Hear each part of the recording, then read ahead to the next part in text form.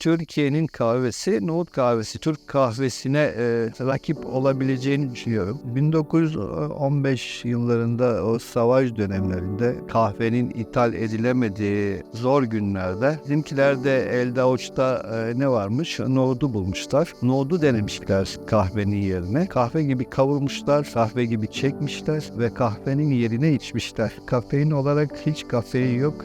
Doğal bir ürün. İçinde nohuttan başka bir şey olmayan ama kahve gibi de içilen bir ürün. Kahve tadını veriyor ama aynı zamanda çok yumuşak. Kokusu da mis gibi leblebi nohut kokusunu andırıyor. Nohut kahvemizi gerçekten tatmak isteyen varsa neyvar.com'dan da rahatlıkla alabilir. Tadı herkesin tatmasını istiyoruz.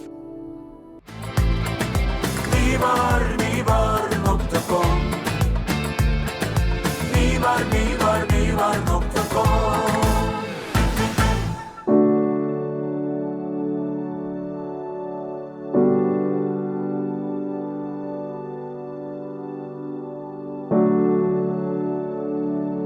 İsmim Cemil, soyadım kısa. Kendim bildiğim bileli kahveciyim. Baba mesleği, bu köylüyüm. Nohut kahvesiyle tanınıyoruz. Köyümüz çok güzel, havası çok temiz. Gelip de görülecek bir köy bence. 10 yıldan beridir bunun üzerine çalışmaya başladık. İşte insanlara tanıtmaya çalıştık. İnsanlar bunu duysun, görsün, içsin diye ve birçok insan bunun için buraya gelip kahvemizi içiyor ve çok da beğeniyorlar açıkçası. Bence Türkiye'nin kahvesi nohut kahvesi çünkü nohut Türkiye'de de üretilebiliyor ve gerçekten de Türk kahvesine rakip olabileceğini düşünüyorum. Mesela hafta sonları bazen oturacak yer bulamıyorsun. Yani bir Osmanlı geleneği belki de buradan çıkabilir diye düşünüyorum. 1915 yıllarında o savaş dönemlerinde kahvenin ithal edilemediği o zor günlerde bizimkiler de elde avuçta ne varmış? Nohudu bulmuşlar. Nohudu denemişler kahvenin yerine. Kahve gibi kavurmuşlar, kahve gibi çekmişler ve kahvenin yerine içmişler o dönemlerde. Nohut kahvesi savaş döneminde dediğim gibi Türkiye'nin neredeyse yarısına kadar yayılmış. Çünkü padişah bile o zaman da beyit olarak şiirinde işte kahve olmadığını belirtmiş, kahve yerine nohudun içildiğini bir beyti var. Orada yazmış.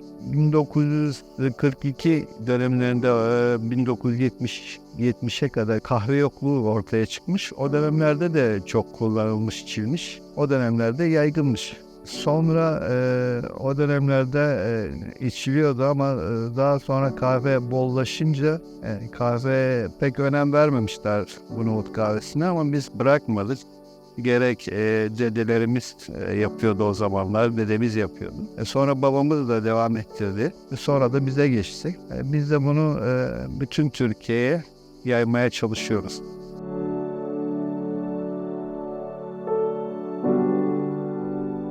İlk önce biz de küçük makinelerle başladık bu işe. Küçük makinede öğütüp burada satıyorduk. Gelen insanlar içiyordu ama o talebe artık karşılık veremeye başladık. Makine yetmemeye başladı. Biz ondan sonra bir büyük kahve makinesi aldık.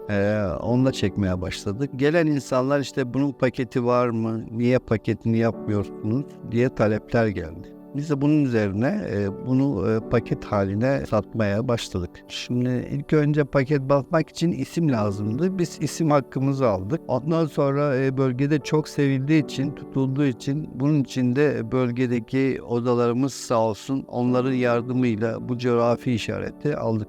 Ondan sonra tabii ki yani coğrafi işaret almış bir ürünün daha iyi satılacağını düşünüyorum. Coğrafi işaret alacak ürünün birçok şeyden geçtiğini biliyoruz. Yani her ürün coğrafi işaret alamadığı için bence daha çok satılacağını düşünüyorum.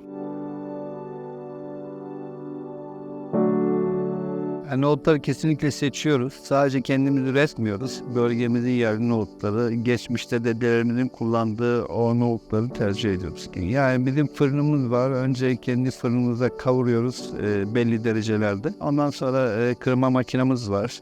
Staj değirmeni. Onu da kırıyoruz. Sonra kahve haline getirdiğimiz makinamız var. Kahve haline getiriyoruz. Yaparken kahvemize Türk kahvesi gibi yapıyoruz aslında. Ölçü olarak da ona çok yakın. Bir fincana bir tatlı kaşığı dolu dolu nohut kahvesi koyuyoruz. Birazcık karbonat atıyoruz. Karbonat kahvemizde hem bol köpük yaptırıyor hem de biraz daha yoğun oluyor, böyle içerken o yoğunluğu hissedebiliyorsun. Suyumuzu döktük. Soğuk veya sıcak su fark etmez. Biz genelde sıcak suyla yapıyoruz. Sonra güzelce yedirmeye bakacağız. İyice karışmasına dikkat edelim. Kahvemizin özelliği kaynattıkça köpük yapmasıdır. Nohut kahvesini ne kadar bol kaynatırsanız o kadar çok köpük elde edersiniz. Bol köpüklü nohut kahvesi. Afiyet olsun.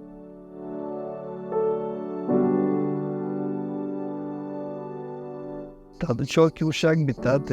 Kahve tadını veriyor ama aynı zamanda çok yumuşak. Kokusu da mis gibi leblebi nohut kokusunu andırıyor. Yani içerken de sonuna kadar bu kokuyu ve tadı alabiliyorsunuz. Bunun yanında telvesi çok lezzetli. Telvesini de rahatça içebiliyorsunuz. Hatta en son birçok müşterim parmaklayıp da yediklerini gözümle gördüm. Birçok müşterimiz burada kahvesi içtikten sonra kapatıp fala bakıyor. Ve birçoğuna da yol çıkıyor.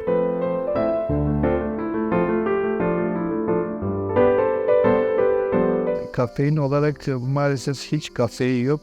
Doğal bir ürün. Tamamen nohut. İçinde nohuttan başka bir şey olmayan ama kahve gibi de içilen bir ürün. Çok sağlıklı. Geçen bir diyetisyen geldi buraya. Nohut kahvesinin işte bağırsaklara çok faydalı olduğunu, vücudu çok rahatlattığını söyledi. Yani sağlık yönünden hiçbir zararı yok. 1, 2, 3, 4 tane kadar içen arkadaşlarımız var. Bunu da yaşadık. Birçok insan bizi duyup da yani nohut kahvesi nedir diye buraya gelip tatmak istiyor. Yani inanılmaz tepkiler var. Zamanla içip de tekrar içtiği zaman işte ben 50 yıl önceye döndüm, 70 yıl önceye döndüm diyen insanlarımız var. Yaşlı insanlarımız var. Gençlerden de inanılmaz tepkiler alıyoruz. İnanılmaz ya, buraya göreceksin sen, gençler de bu kahveye bayılıyorsun. Yani nohut kahvesi deyince Cemil Usta akıllarına geliyor. Büyük ihtimalle sadece köylü değil, bizim bu bölgenin bütün insanları artık nohut kahvesiyle özdeşmiş bir Cemil Usta biliyoruz. Yani ben kesinlikle bunun devamı geleceğini diye düşünüyorum. Talebin Neyvar'dan gelmesi beni çok sevindiriyor. Bütün coğrafi işaretlerin toplandığı bir satış sitesi, gerçekten çok önemli bir satış sitesi. Biz de bunların arasında olduğumuz için çok memnun ve heyecanlıyız. Tabii ki taleplerimiz insanlara yaydıkça, insanlara öğrettikçe, insanlar bunu tattıkça daha artacağını düşünüyorum. Bence çok güzel düşünülmüş bir proje diye düşünüyorum.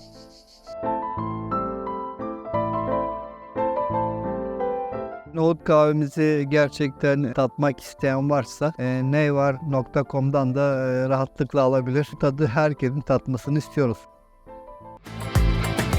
Neyvar.com Neyvar.com